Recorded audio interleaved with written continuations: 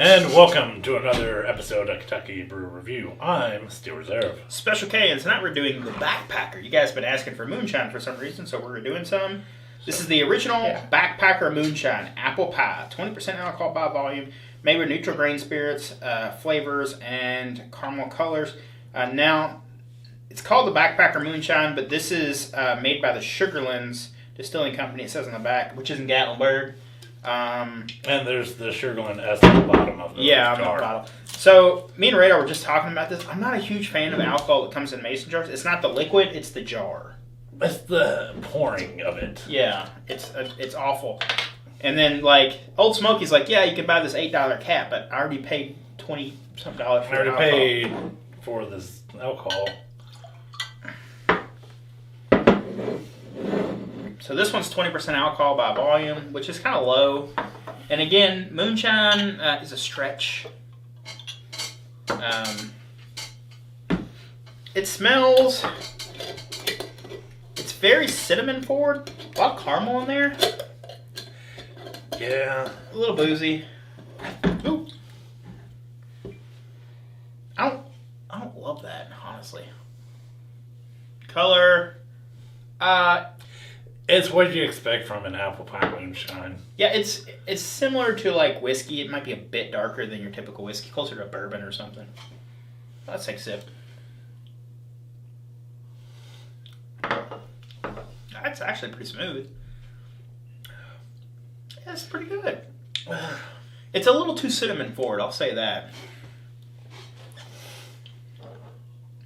But the alcohol, it's pretty well hidden in there. Yeah, it comes off as a red hot. Like red hot's in the front a little bit. Then finishes very caramely. There's not a ton of apple in there, honestly. There's really not. It's just cinnamon and caramel. Like, I get the very faint taste of apple. But I'm used to, I know about caramel apple pies, you know. Who doesn't? Yeah. So this strikes me, it's pretty sweet, but this strikes me as something I'd pass around a campfire or something, take a swig of and pass it on and kind of be done with it. After that, you know, 1 or 2 swigs, then be done with it. I'm probably going to be done with it after this review. It's, you know, I like sweet stuff, but not this. Yeah, it's too cinnamon for it. I think some apple juice would probably save it. Yeah. We don't have apple juice right now, but we have some ginger ale. This is L8, so it's ginger ale with like a tiny bit of citrus. I'm thinking ginger and apple goes good together. I'm thinking this might maybe tone down some of that cinnamon and save it. Might do something. So we'll try it. Again, this is 20%, so that's a pretty low ABV. I think it's made to be a smooth hitting shot. It's kind of what they're going for on that, but I mean, it's smooth. it is smooth. I would give them that. Yeah, they nailed the hiding of the alcohol in there. It's not burn. It doesn't have any burn. Yeah, just too cinnamon forward. L8 is delicious. For people who are asking at home, our beverages are slightly below room temperature. So this house is probably 71 degrees. This is probably about 60 degrees. That's probably about 60 degrees. So lightly chilled, but not cold. That smells way better. Like now, with added to it, it's become a more golden color. Yeah, it looks like apple juice now. That smells way better, dude.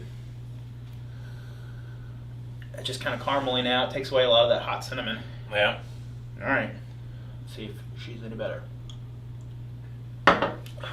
Yes. That's a good drink. It's still too sweet. Still too sweet, but better. I think a splash of seltzer water to tone the sweetness down. I think that would probably make it a passable drink. Yeah. So let's go ahead and rate it straight before we finish talking about it as a mixer. Too cinnamon forward to me, but I don't think it's bad in any means. It's under $20 for a bottle, which is normal. For 20% alcohol, that's I'd say maybe $2 or $3 a little high, but you know it's a gimmick because it's in the mason jar. And plus, you get a mason jar at the end of it. A 5.5. That's all I can do. You're awfully generous. That was being generous. 5.5. I don't think it's bad at all. The cinnamon is a little much. Giving it a 4. That's fair. The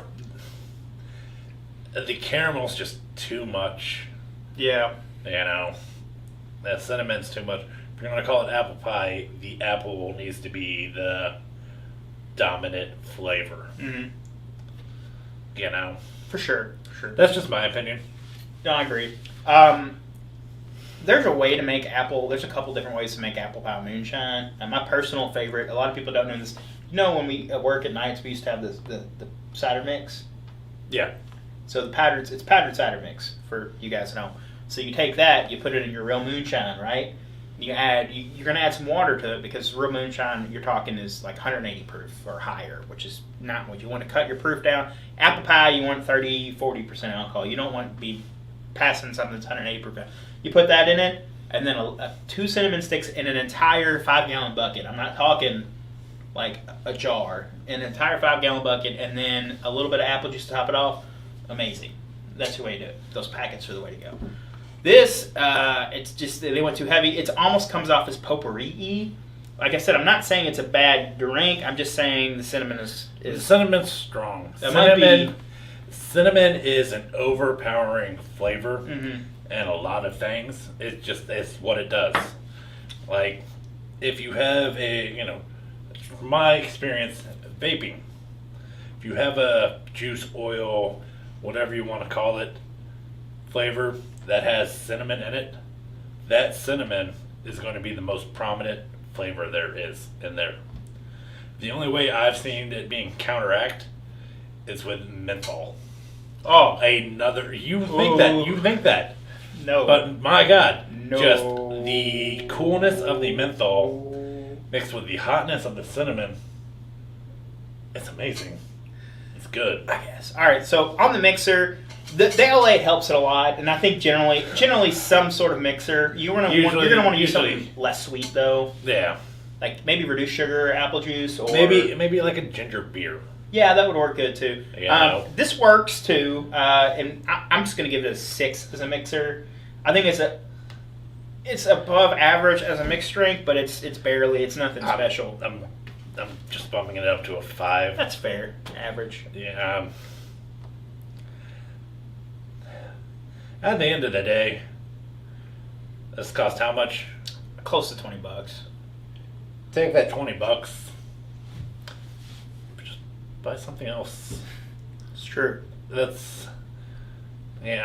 don't recommend it, honestly. I'm kind of right there with you. You can make your own apple pie easier. Yeah. Than this. You can buy your own moonshine. You can do it with vodka. You can do it with white whiskey. You can do it with clear rum. You can do it with all those things.